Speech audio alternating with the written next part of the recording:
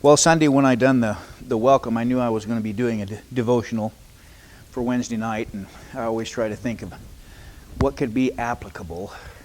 And I always try to apply something that I need mostly.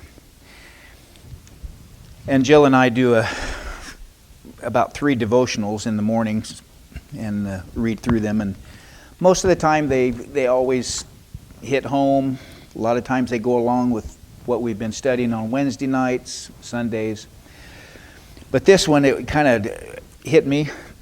In Joshua chapter 1, verse 1 through 3, it says, "The Lord spoke to Joshua, the son of Nun, Moses' assistant, saying, Moses, my servant, is dead. Now therefore arise, go over this Jordan, you and all this people, to the land which I am giving to them, the children of Israel. Every place that the sole of your foot will tread upon, I have given you, as I said to Moses." Now that's the children of Israel. They're finally going to get to go to the promised land. But let's look at the backstory. They spent 400 years in slavery to Egypt. 400 years. They had a routine. Yes, they were slaves, but they had a routine. They had a fire to cook by. They had homes and that. And as we remember, when they got out into the wilderness, they complained, "We'd have been better off back in Egypt. We'd have been better off slaves." They were comfortable. Then the big Exodus. They left. Then they had the 10 Commandments given to them, and then they had all these rules and regulations. They had the tabernacle to build and all of this stuff, and they got really comfortable. For 40 years that they wandered, they got kind of used to the way things were going. You know, they were wandering, yes, but they had their tents. They'd pick up, they'd leave, they'd go over here, they'd stop. They'd gather manna. It was quail from heaven. They had a routine, kind of like they did in Egypt. They were comfortable. How comfortable are we? As it says here, God's talking to Joshua and he says, okay, now you're comfortable, but now you're going to pick up and you're going to go and possess the land. Now, this wasn't a walk in the park to possess this land, was it? They were going to have to go to war to possess it. But they're comfortable. Why do we have to get up? We're fine the way we are. How comfortable are we? Look back over the years. How comfortable have we been? Has God ever said, okay, now, we need to change some things. I've got another calling for you. And that's basically what he's saying here to these people. He said, I have prepared you. You know, you spent all this time in captivity, and then I've taken you out of that. They were glad at first, but then things just weren't the same until they got used to it. And then they got used to it, and then it's like, well, why should we change? I think back of all the years that I have been a member here. I became a Christian in Salmon, and I've been here ever since. And I think, how comfortable have I got?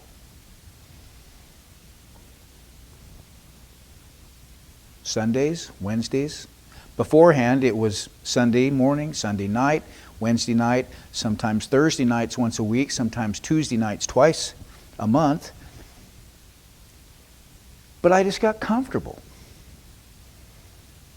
It was like, this is just the way it is. And I think, how many times did God maybe say, I've got something more for you, but yet I didn't follow that lead. I just said, nah, I'm comfortable where I'm at. Don't rock the boat here, God. I'm comfortable. We think of all the things that the children of Israel, they had their ways, their cooking and the whole works. They had it all figured out. And then all of a sudden, Joshua is going to come up and say, okay, we're leaving. We're heading out. God has said we need to go. I imagine there was a lot of them that said, oh, I don't want to do it. I don't want to do it. I've had this cooking fire going for a week now, and it is doing great, and I don't want to get up and leave. Have we grown so comfortable in our present circumstances to the point where a call from God would be intrusive? Think about that. We've got the missions and the visions. And we've been working on this for how long? 2 years now.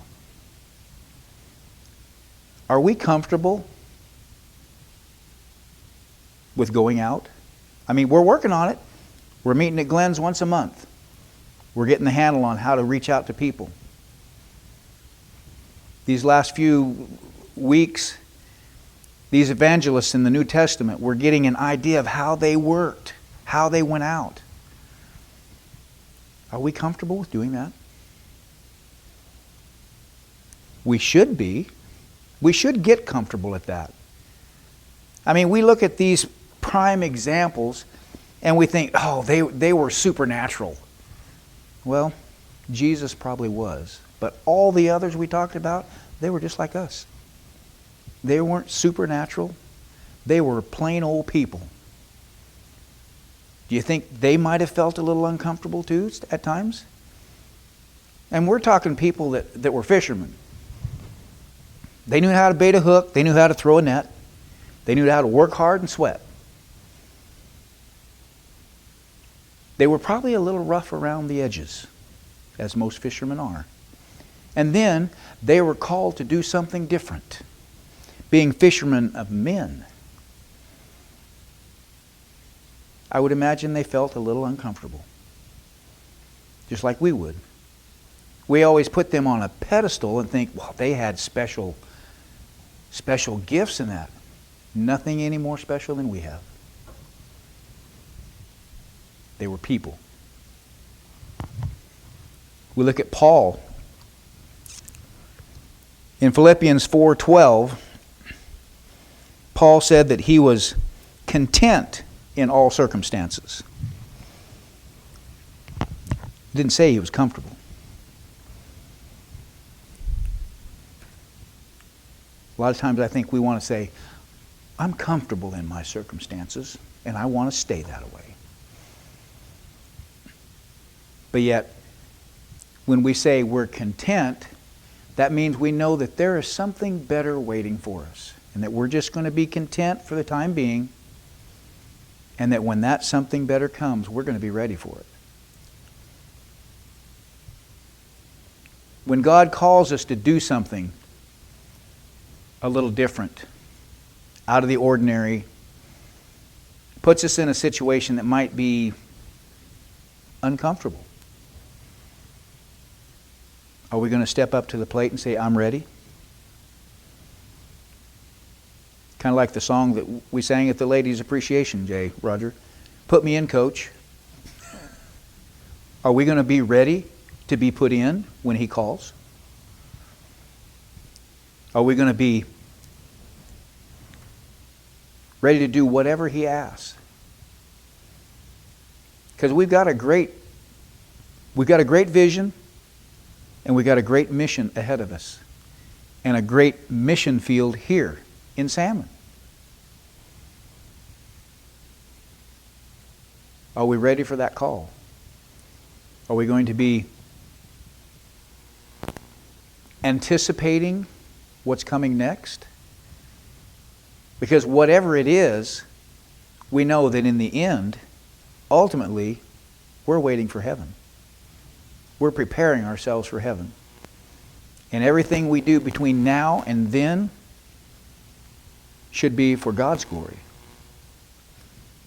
not our own comfort, but to be content with whatever He puts us into. When I read that one, I know I've missed it several times. I've missed that call to do something because I thought, I'm comfortable. We get in a routine. In this new place that we have right now, I'm already in a routine. And I don't like to have that messed up. But yet we need to be ready that if He says, okay, I want you to do this, we need to be ready for that call. To go and do, rather than come up with the excuse, it's not a convenient time. Maybe later. Maybe when I'm more prepared. Don't you think He had the children of Israel prepared for them to go into the promised land before He said, go? Of course He did. Of course He did. He is not going to ask us to do anything that He has not already prepared us for. I hope this helps you as much as it's helped me, because I know I need to become more open to what God's calling is. I know Paul mentioned that in his lesson tonight as far as when were you called?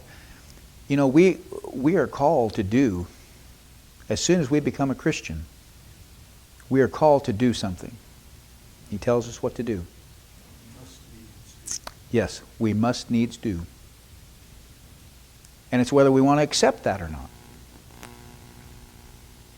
If there's anyone that has a need tonight, let's let it be known as we stand and sing our closing song.